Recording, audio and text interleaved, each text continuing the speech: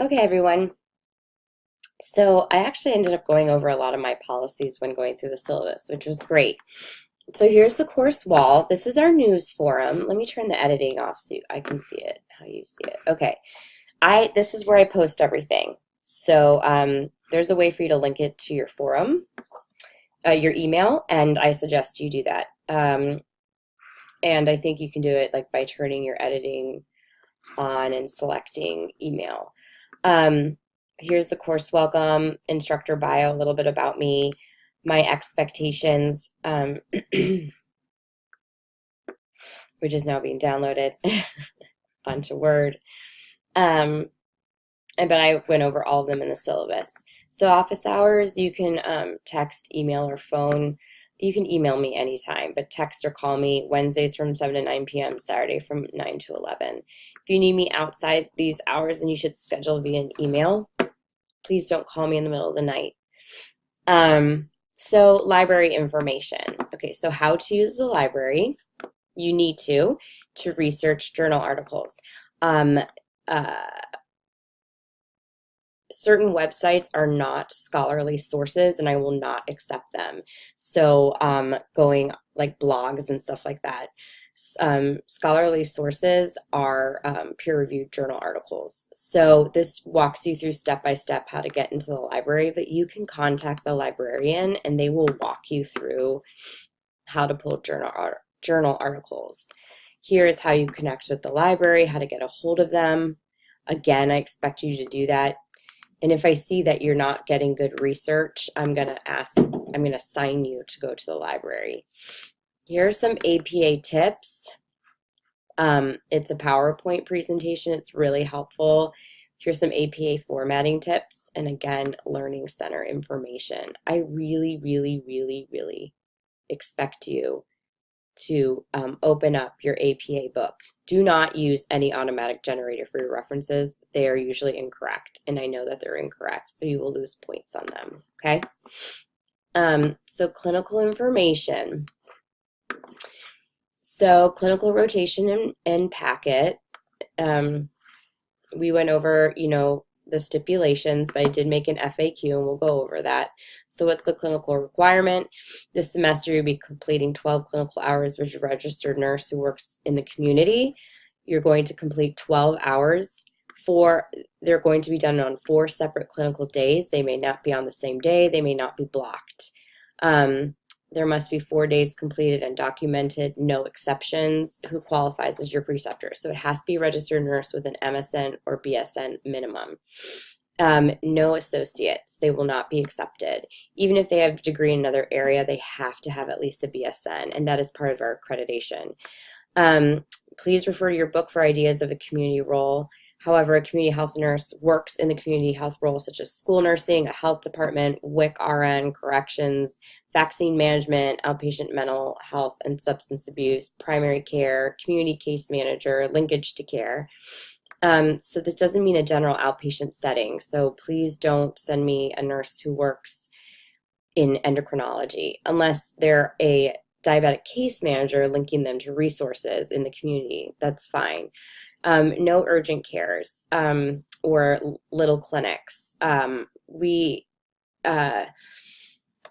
really want to focus on prevention and promotion. And although little clinics are trying to get there, it's not pervasive throughout, so that doesn't count. Please read chapters 1 and 2 in your book for clarification. You can always email me too, but it is helpful if you look at the book first. It'll save us both some time. So my preceptor is an RN but has a bachelor's in biology. Can she be my preceptor? No, it must be a BSN prepared at minimum, although the MSN is preferred. I cannot find a clinical site. Can I be excused from this requirement? No. As part of accreditation and graduation, you have to complete the clinical requirement. I have actually gotten requests. I can only complete this clinical in one 12-hour shift. Is that okay? No, you have to complete in the 12 hours in 4 separate visits on 4 separate days. No exceptions. Should I notify you once I find a clinical site? Yes, you must send me information of your clinical by sending me a completely filled out clinical packet. So if you want to first run by me via email your clinical setting and your preceptor, specifically what their role is and what their credentials are before you fill out the packet, that's totally fine. But then for me to give official approval, I need that clinical packet, page 1 to 7, filled out completely. And in there, it talks, the nurse has to give me what they do, what their role is. A lot of people just put the company they work for and nothing else. And so someone once put Tri-Health, but nothing else. So I had no idea if they worked in a community setting role. And it'll have their credentials, and also it does ask for certain signatures, so please pay attention to that. And then the confidentiality form and release the liability. Before starting your clinical, you must receive an approval email from me prior to starting. Hours completed prior to that email will not count. And so then how do I document my clinical experience? So in the packet, there's obviously going to be an hours form, but you are also going to complete 4 different clinical journals. They're due by week 5, but the submission is below this little piece on the wall, and I'll show you where you put them. Okay. So at the end of your clinical rotation, you have to send clinical packet to me, pages 1 through 16 completely filled out. 1 through 16, do not send me 8 through 16. You have to send me all of it. Everything has to be scanned to me in PDF form. You can send it to my email.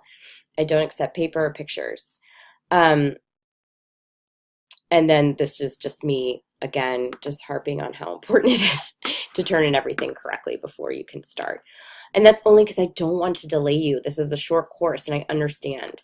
So here's the confidentiality form. Here's the clinical packet. I'll just review it really quick so that you see what I expect. So this is page 1. Here's page 2. And I still need the scan to meet page 3. All right, so page 4, preceptor qualification form.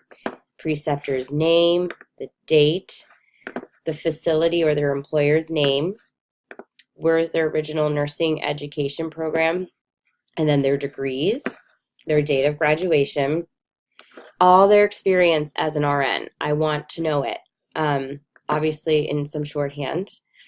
And I also need to know what you're going to be doing. Oh, sorry. And then if they have any certification. Here, demonstrate competence. Describe your competency in the area of clinical practice. So what they do, that's community health related, okay? And then I need their state license information. They can attach a current resume or curriculum vitae, or they at least have to write their last 3 places of employment here. It's just part of the credentialing. Here's some information about the Kentucky Administrative Code, and then here's where the preceptor's signature is going to be. And then this brings us to page,